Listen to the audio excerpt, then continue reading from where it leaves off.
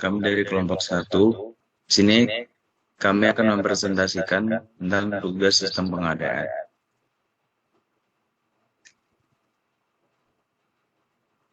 Pertama-tama kami akan memperkenalkan diri terlebih dahulu. Dengan saya sendiri ada Muhammad Ronadi dengan NIM 12032200050.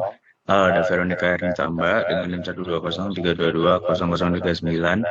Lalu ada Khairul Birindira dengan NIM 12032200082. Dan ada Nisa Zara dengan NIM 12032223023. Lalu ada Eginia Cairani dengan NIM 12032223008. Lalu yang terakhir ada Tartar Abimanyu dengan NIM 12032220012.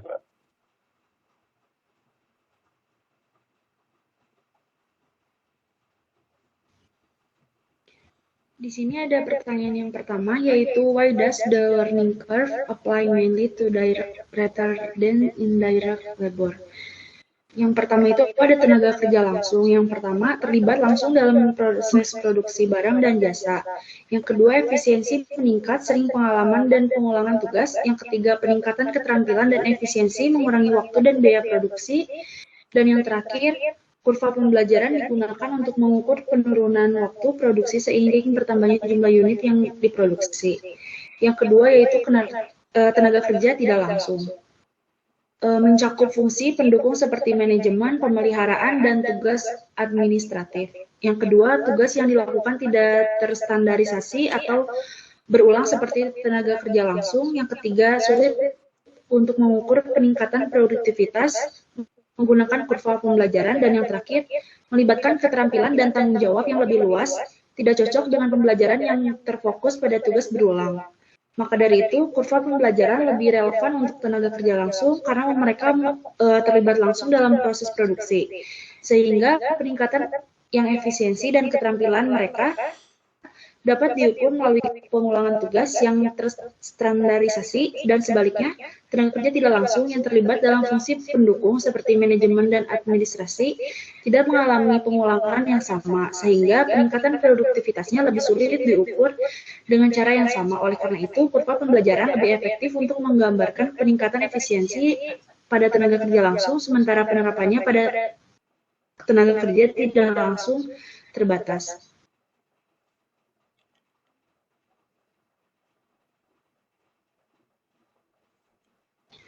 Lalu di sini ada pertanyaan yang kedua, if each time production volume double and cumulative average direct labor requirement decrease by 5%, what would be the appropriate learning rate?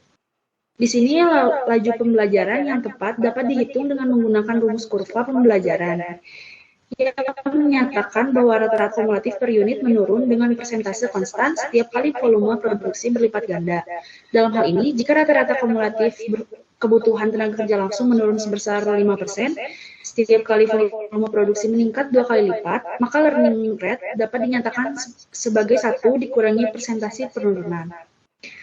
Oleh karena itu, laju pembelajaran akan dihitung sebagai berikut, seperti laju pembelajaran sama dengan 1 minus 0,05 sama dengan 0,95 atau 95%. Pada setiap pengadaan volume produksi, rata-rata waktu tenaga kerja langsung yang dibutuhkan untuk memproduksi setiap unit adalah 95% dari waktu yang dibutuhkan untuk volume selanjutnya. Laju pembelajaran ini menunjukkan peningkatan efisiensi yang konsisten seiring dengan peningkatan produksi yang mencerminkan manfaat dari pengalaman dan keakraban dengan proses produksi.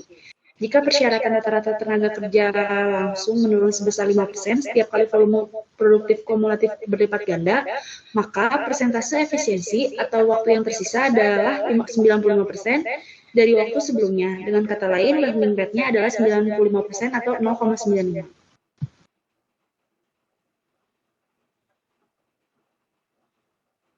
Yang nomor 3 ada pertanyaan itu, discuss why it's important for buyers to have knowledge of a supplier learning rate when preparing to negotiate a purchase contract.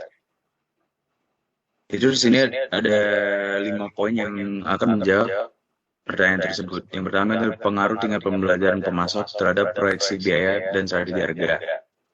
Itu tingkat pembelajaran termasuk mempengaruhi kemampuan mereka untuk mengurangi biaya produksi dari waktu ke waktu. Dan juga untuk penurunan biaya ini dapat menghasilkan harga yang lebih rendah bagi pembeli dalam jangka yang panjang. Yang kedua, ada manfaat bagi pembeli. Pembeli dapat menegosiasikan kontrak yang mencerminkan pengurangan biaya yang diantisipasi. Lalu pengetahuan ini membantu pembeli mendapatkan keuntungan dari efisiensi dari pemasok. Yang ketiga, ada pengambilan keputusan berdasarkan informasi. Pembeli dapat memilih pemasok dengan tingkat pembelajaran tinggi. Kontrak dapat disusun untuk memaksimalkan nilai bagi pembeli. Dan nomor 4, ada indikasi kapasitas pertumbuhan dan skalabilitas pemasok. Tingkat pembelajaran yang tinggi menunjukkan kemampuan pemasok untuk meningkatkan proses produksi dan mengurangi biaya seiring peningkatan skala produksi. Hal tersebut menjadi keuntungan bagi pembeli yang mencarikan kemitraan untuk jangka yang panjang. Yang terakhir, ada pemanfaatan selama negosiasi. Informasi tentang tingkat pembelajaran memungkinkan pembeli memperoleh persyaratan yang lebih menguntungkan. Hal ini juga mendukung pembangunan hubungan strategis dan lebih kuat dengan pemasok. Lalu nomor 4, ada do you learning is different in professional service firm versus manufacturing organization. Explain why or why not. Menurut saya, iya. Proses pembelajaran berbeda antara manufaktur dan jasa profesional karena sifat pekerjaan dan keterampilan yang dibutuhkan. Di manufaktur, pembelajaran fokus pada tugas berulang dan proses terstandarisasi dengan hasil yang terukur seperti peningkatan efisiensi dan penurunan biaya. Sebaliknya, di jasa profesional, pembelajaran melibatkan pemecahan masalah, kreativitas, dan penyesuaian kebutuhan klien, dengan hasil yang lebih sulit diukur dan membutuhkan waktu lama untuk terlihat. Berikut merupakan poin-poin di mana perbedaan dari manufaktur dan jasa profesional. Dari manufaktur, itu berfokus pada tugas berulang dan proses terstandarisasi. Hasil pembelajaran cepat terlihat melalui peningkatan produktivitas dan efisiensi. Lalu dengan jasa profesional, itu melibatkan tugas kompleks, pemecahan masalah, dan kreativitas. Hasil pembelajaran lebih sulit diukur dan membutuhkan waktu lebih lama. Perbedaan utama, manufaktur berorientasi pada efisiensi, sedangkan jasa profesional berfokus pada adaptasi dan kebutuhan klien.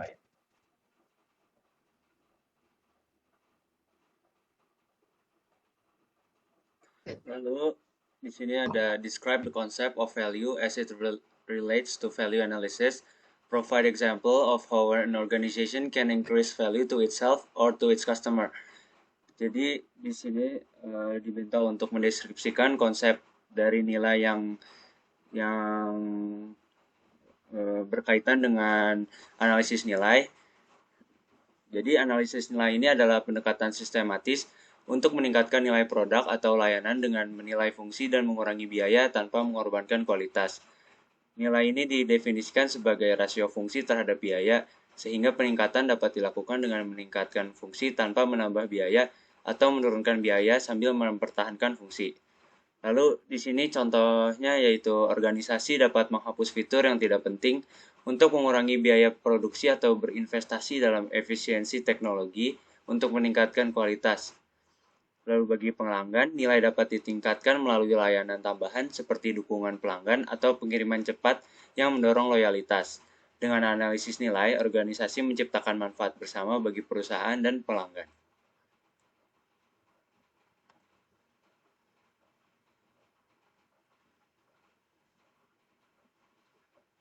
Selanjutnya, ada describe the concept of value as it relates to value analysis. Provide examples.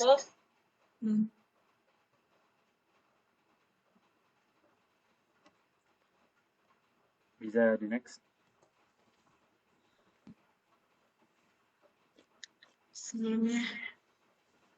Nah, selanjutnya adalah why do progressive firms actively practice value analysis. Analisis value adding penting karena yang pertama meningkatkan nilai dan penghematan, yang kedua membangun hubungan dan mendorong inovasi, yang ketiga meningkatkan kualitas dan reputasi, dan yang terakhir adalah mengurangi waktu ke pasar. Perusahaan yang progresif secara aktif mempraktikkan analisis nilai untuk meningkatkan penghematan dengan mengoptimalkan keputusan pengadaan, membangun hubungan yang lebih kuat dengan pemasok yang mendorong inovasi, meningkatkan kualitas dan reputasi produk, mengurangi waktu ke pasar untuk produk atau layanan baru, mengelola risiko pemasok secara efektif, menghasilkan dampak ekonomi melalui alokasi sumber daya yang efisien, dan pada akhirnya berkontribusi pada strategis bisnis yang kompetitif. Next.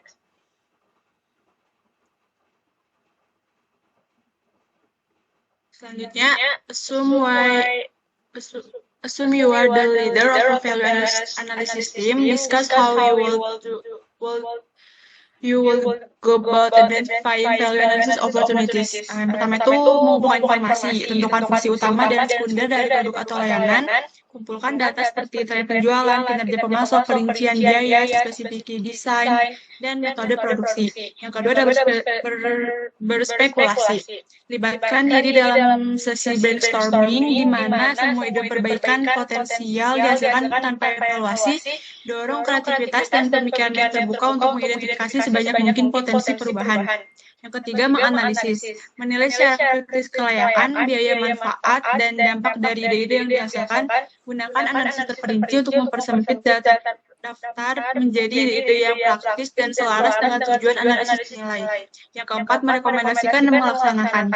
Siapkan daftar rekomendasi yang diprioritaskan untuk disetujui oleh manajemen eksekutif, lalu fokus pada memotivasi para pemangku kepentingan, menggunakan komunikasi yang jelas, dan menunjukkan dampak potensial dari perubahan yang diusulkan. Dan yang terakhir adalah rangkum dan tindak lanjut.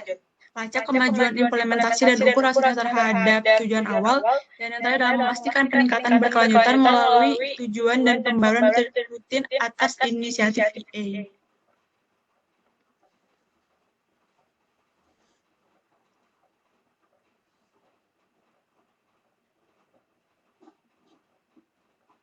Selanjutnya ada nomor 8, what a major difference in working on project as opposed to general work in most purchasing environment. Dalam lingkungan pembelian, terdapat perbedaan signifikan antara bekerja pada proyek dan pekerjaan umum. Pekerjaan proyek memiliki tujuan batas, waktu, dan hasil yang spesifik. Seringkali melibatkan kolaborasi lintas fungsi untuk mencapai tujuan strategis organisasi. Sebaliknya, pekerjaan umum lebih fokus pada tugas rutin seperti pengelolaan pemasok dan proses pengadaan tanpa batasan waktu yang jelas. Selain itu, proyek memerlukan fleksibilitas untuk beradaptasi dengan perubahan kebutuhan dan inovasi. Sedangkan pekerjaan umum cenderung mengikuti prosedur yang telah ditetapkan. Keberhasilan proyek diukur berdasarkan pencapaian tujuan dan kepuasan pemangku kepentingan, sementara kinerja dalam pekerjaan umum lebih pada kepatuhan terhadap proses dan manajemen biaya.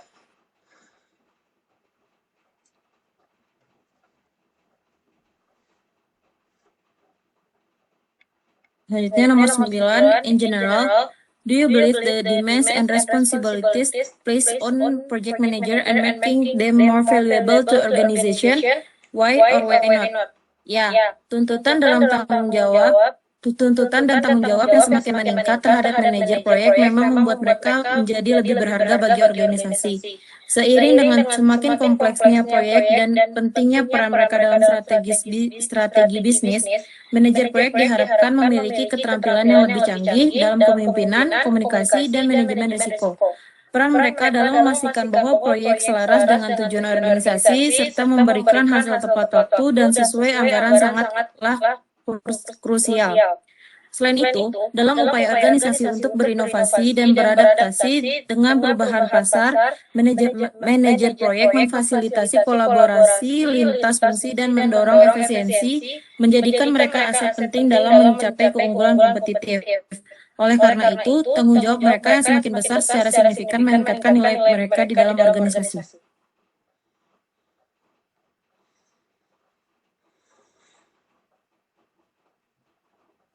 Baik, selanjutnya adalah nomor 10. When are users most likely to use Gantt chart for project management? When are they likely to use critical path method or program evaluation and review technique? Baik, untuk Gantt chart sendiri, Gantt chart digunakan untuk mengelola proyek dengan daftar tugas yang terstruktur dan jadwal yang jelas.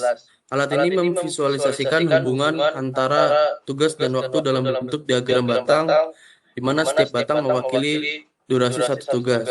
Kemudian terdapat critical path method atau CPM. CPM adalah estimasi waktu yang deterministik. Artinya durasi tugas sudah diketahui dengan pasti. Metode ini membantu mengidentifikasi jalur kritis, yaitu serangkaian tugas yang jika terlambat akan mempengaruhi penyelesaian proyek secara keseluruhan. Kemudian terdapat program evaluation and review teknik atau PERT.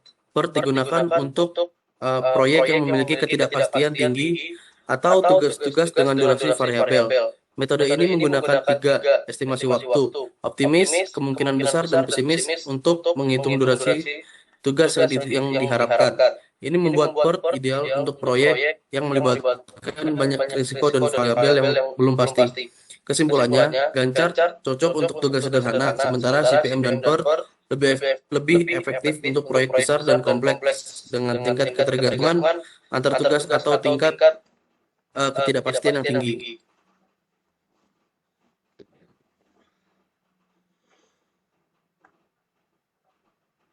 Baik, sekian terima kasih dari presentasi dari kelompok 1. Mohon maaf jika kami memiliki kesalahan kata atau salah kalimat.